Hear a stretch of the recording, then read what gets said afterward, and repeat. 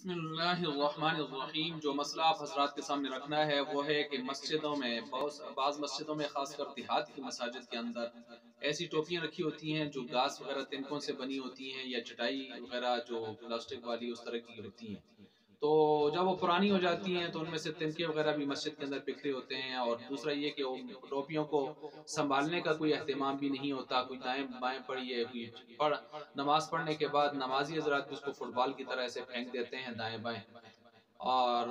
وہ ٹوپیاں ایسی ہوتی ہیں کہ ان کو سر پہ رکھنا، بار مسجد میں، بار جو ہے بازار میں یا کسی مجلس میں جانا اپنے لیے عار اور خار بھی سمجھا جاتا ہے کہ وہ اس قابل نہیں ہوتی کہ آدمی کسی مجلس میں ان کو پہن کر جا سکے۔ اس طرح کی ٹوپیاں مسجد میں رکھنا اور ان کو پہننا اور ان کے ساتھ نماز پڑھنا، اس کا کیا حکم ہے؟ تو یاد رکھیں اس طرح کی ٹوپیاں مسجد میں نہیں رکھنی چاہیے، جو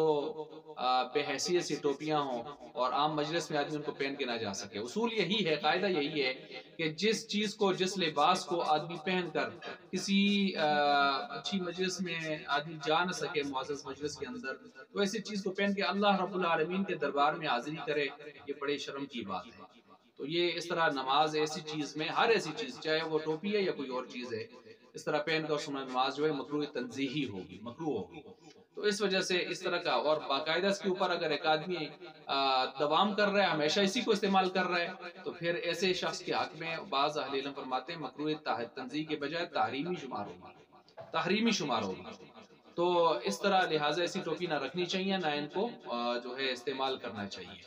اب بعض لوگ جیب سے رومال نکال کر، جو ناک پونجنے والا رومال ہوتا ہے، وہ اوپر باندھ لیتے ہیں، اور بعض لوگوں کو ایسا بھی دیکھا جاتا ہے جو ہے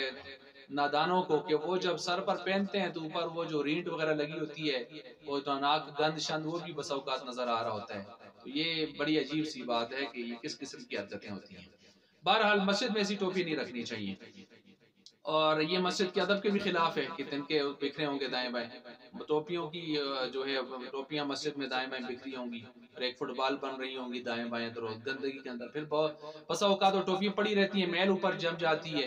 اور میل اوپر لگتی ہے، اور جو ہے اس کو کوئی دھونے والا، اس کو کیئر کرنے والا بھی کوئی نہیں ہوتا، تو ایک عجیب سی صورتحال ہوتی ہے۔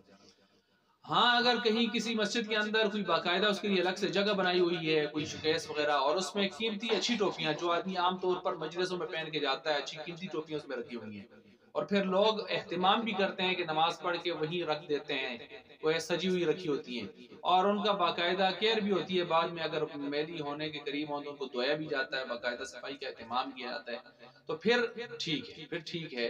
جائز ہے ایسی ٹوپیاں رکھنا، پہننا، نماز پڑھنا۔ لیکن ایک بات پھر بھی ہے کہ لوگ ٹوپیاں پھر بالکل نہیں پہن کے آئیں گے، اور ٹوپی پہننے کا جس کا گھر سے پہن کے آنے کی ترتیب ہے وہ بھی چھوٹ جائے گی، اور اہتمام کر کے نہیں آئیں گے، حالانکہ مسجد کی طرف تو اہتمام کر کے آدمی کو آنا چاہیے نا۔ تو اس طرح پھر ٹوپی والے جو سلسلہ ہے لوگوں سے جو گھر سے بھی پہن کے آتے ہیں، وہ بھی اسی سوچ میں ہوں گے کہ مسجد میں رکھی ہیں وہیں سے پہن لیں گے، تو یہ بھی ذرا اچھی بات نہیں، سستی پیدا ہوتی ہے۔ اور یہ بھی یاد رکھیں صلحاء کا جو لباس ہے اس میں ٹوپی اس کا حصہ ہے، صلحاء کے لباس کا۔ جو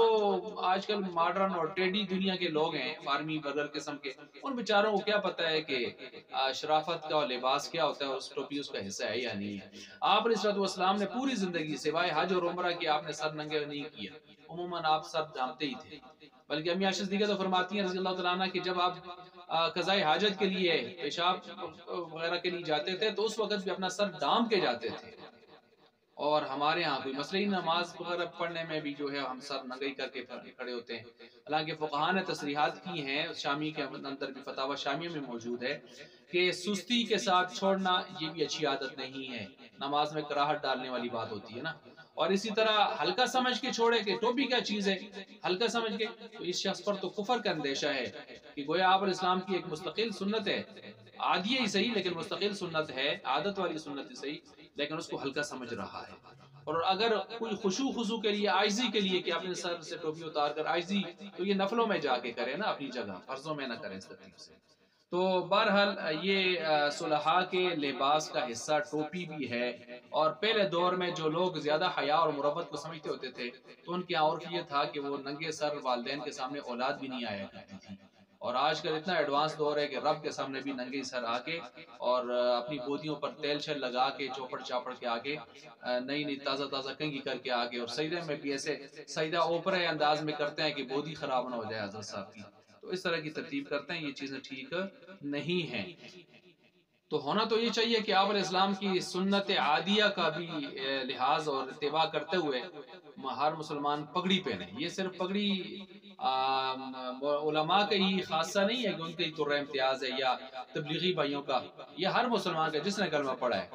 پگڑی پہنے، جیسے آپ علیہ السلام ساری زندگی پگڑی پہنتے رہے، سفید کالی سفید زیادہ باقی اس طرح، تو وگرنہ کم از کم ٹوپی تو انسان کو اس کی پابندی کرنی چاہیے نا۔ تو بہرحال اللہ تبارک و تعالی ہمیں ان تعلیمات کو سمجھ کر عمل کرنے کی توفیق عطا فرمائے۔